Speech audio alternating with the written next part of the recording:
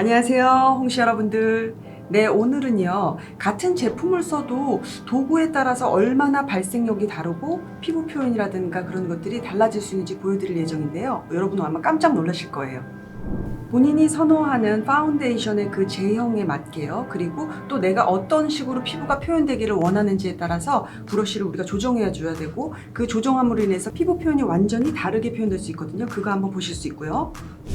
또는 내가 쓰는 블러셔의 타입에 따라서 베이크가 된 제품과 아닌 제품에 따라서요, 또 우리가 쓰는 브러쉬 같은 것도 좀 다르게 선택해 줘야 되거든요. 그것도 한번 보실 수 있고요. 파우더나 하이라이터 역시요, 쓰는 도구에 따라서 굉장히 그 표현이 달라지는 거 확인하실 수 있어요. 영상 한번 끝까지 놓치지 말고 따라와 보세요. 같은 파운데이션을 이용해서요, 다른 브러쉬로 어떻게 달라 보이는지 좀 보여드릴게요. 먼저 제가 처음에 납작이 브러쉬를 이용해서 피부 표현을 해볼게요. 사실 이 납작이 파운데이션 브러쉬들은 더 이렇게 묽은 제형의 파운데이션하고 더 잘 맞아요. 그리고 그 피부 표현 선호에 있어서 나는 좀 더 내추럴하고 투명하게 피부를 표현하고 싶어 하는 분들은 이런 납작이 쓰셔야 돼요. 보통 이렇게 눕혀서 많이들 쓰죠.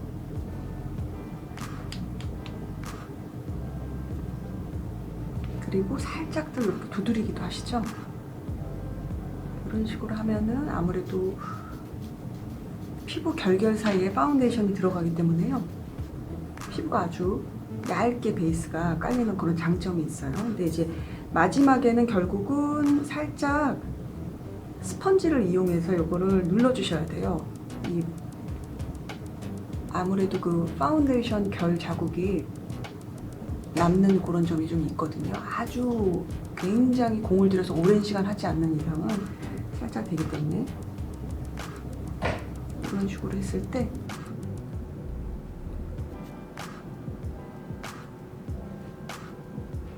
피부가 얇고 투명하게 표현이 돼요. 굉장히 투명하게 내 얼굴 색이 그대로 자연스럽게 올라오는 정도로 아주 내추럴한 톤의 피부톤이 완성이 되죠. 다음은 모공 브러쉬라고 그래서요, 이렇게 납작하게 단면이 이렇게 깎여 있는 브러쉬가 있죠. 또는 요런 거, 요런 형태들이 다 모공 브러쉬들이에요. 요걸로 한번 피부 표현 해볼게요.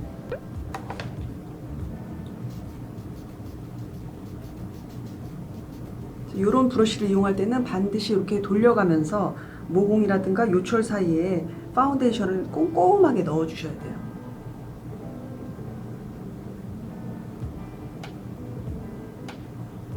얼굴에 모공이나 요철이 조금 심하신 분들은 반드시 파운데이션을 이렇게 모공 브러쉬로 이용해서 쓰시는 게 좋을 거예요.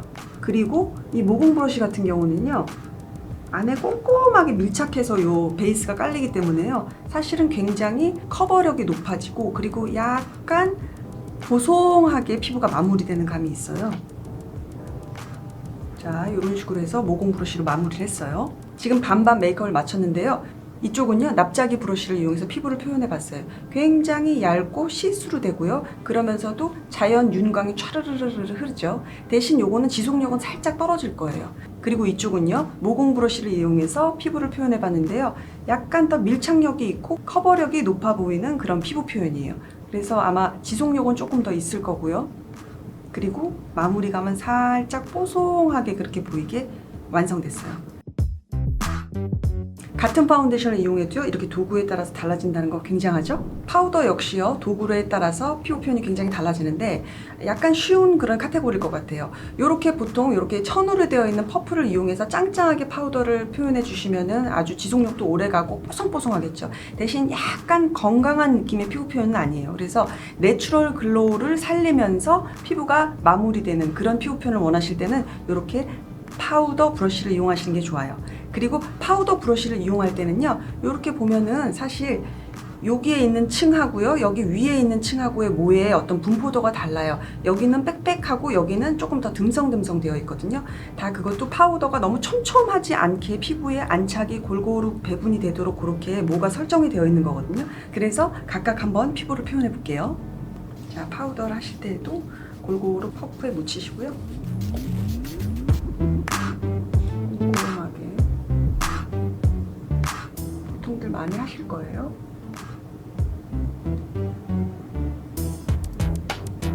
이 정도로 이렇게 사실 요즘같이 마스크를 많이 하는 그런 상황에서는 사실 예전보다도 저도 이렇게 선을 이용해서 파우더를 많이 바르곤 해요. 원체 피부 베이스들이 많이 무너지고 뭉개지다 보니까요. 이렇게 하면 아무래도 굉장히 짱짱하고 보송하죠. 네, 이번에는 파우더 브러쉬를 이용해 볼게요. 자, 골고루 묻히시고요. 필요한 부분에 이렇게 안에 브러쉬를 세워서요.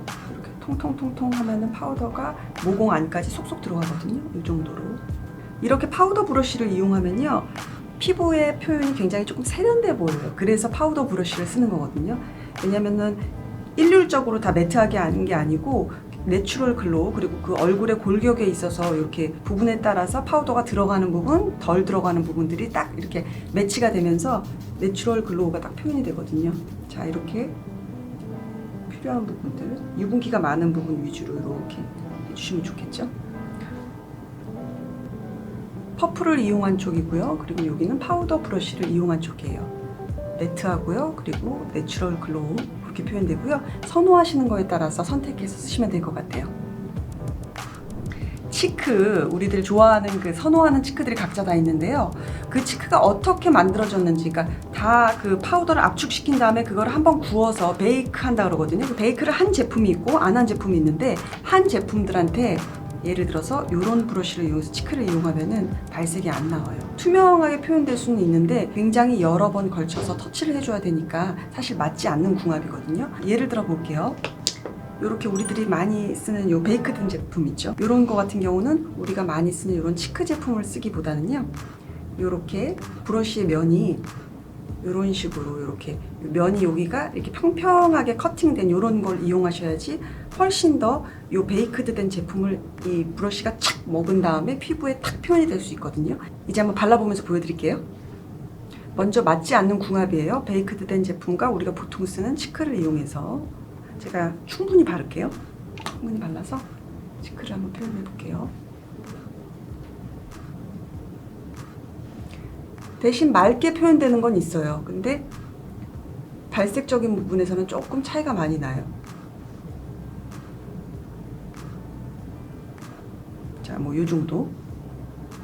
이번에는요, 궁합이 맞는 이렇게 평평하게 커팅된 브러쉬를 이용해서 베이크드 된 제품을 한번 표현해 볼게요. 자, 이때는요, 살짝 먼저 눌러주세요. 피부 표면에 눌러주시고, 그리고 나서 퍼뜨려 주시는 거거든요. 이렇게 했을 때 그 베이크드 된 제품이 가장 예쁘고 정확하게 발색이 나올 수가 있어요. 쉬머리한 그런 입자가 이 치크 안에 들어갔을 경우에는 그 쉬머리한 펄 입자가 표현이 훨씬 더 곱고 예쁘게 표현이 돼요. 한번 보세요. 자, 이쪽은요, 우리가 보통 쓰는 이 치크 브러쉬를 이용해서 이렇게 발색을 해봤어요. 다소 옅죠. 그리고 이번에는 정확한 궁합이 맞는 이 브러쉬를 이용해서 베이크드 된 치크 제품을 써봤어요.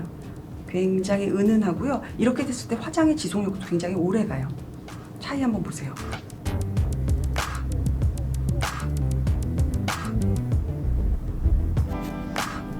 하이라이터 역시 여러 가지 방법으로 우리들이 많이 쓰고 있는데요. 하나는 사진 촬영용으로 조금 강하게 표현을 해서 드라마틱한 효과를 주고 싶다라고 할 때는 손을 이용하셔도 좋고요. 또는 이렇게 스펀지를 이용하셔도 좋고, 그리고 다른 방법, 난 그거보다는 좀 더 내추럴하게 내 피부랑 어우러지게 하이라이터를 이용하고 싶어 하시는 분들은 이렇게 하이라이터용 브러쉬 있거든요. 이것 역시 파운데이션 브러쉬나 왜 파우더 브러쉬랑 굉장히 비슷하게 생겼어요. 끝에 그 모듈이 듬성듬성 이렇게 마무리가 되는 이런 모듈이거든요. 이걸 한번 같이 표현해 볼게요.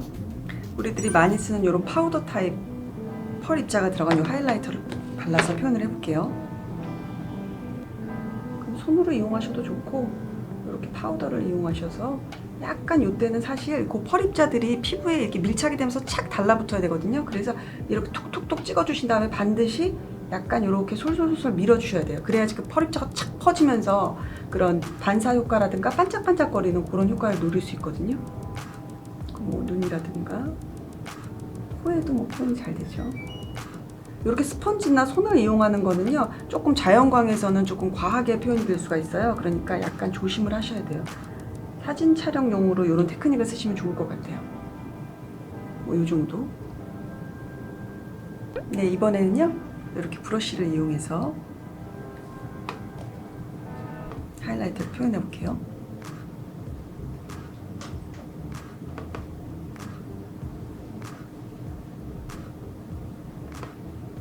브러쉬를 이용하게 되면은 그 모 안에, 브러쉬의 모 안에 하이라이터 펄입자가 살짝 아주 얇게 머금고 있다가 피부 안에 이렇게 쫙 뿌려지기 때문에 훨씬 더 은은하게 피부가 표현이 될 수가 있어요. 화장이 이럴 때 이제 이렇게 표현될 때 화장의 세련미가 있죠.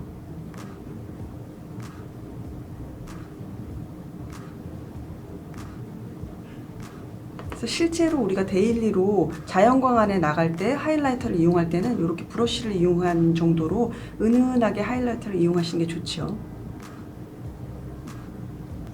양쪽 표현해봤는데 아마 영상 안에서는 많이 도드라지게 차이가 많이 안 날 수도 있는데 한번 보세요. 이쪽은 그냥 스펀지라든가 손을 이용해서 이렇게 툭툭 찍듯이 해서 사진용으로 하이라이터를 표현한 경우고요. 그리고 이쪽은 브러쉬를 이용해서 조금 더 내추럴하게 이렇게 표현된 정도예요. 네, 오늘 이렇게요. 같은 메이크업 제품을 써도 도구에 따라서 얼마나 다르게 표현되는지 많이 느끼셨어요? 좀 더 내가 원하는 피부 표현이라든가 메이크업을 표현할 수 있도록 도구도 알맞게 궁합에 맞춰서 한번 써보세요. 여러분 다음 시간에 만나요. 안녕. 도구 또 사야겠네.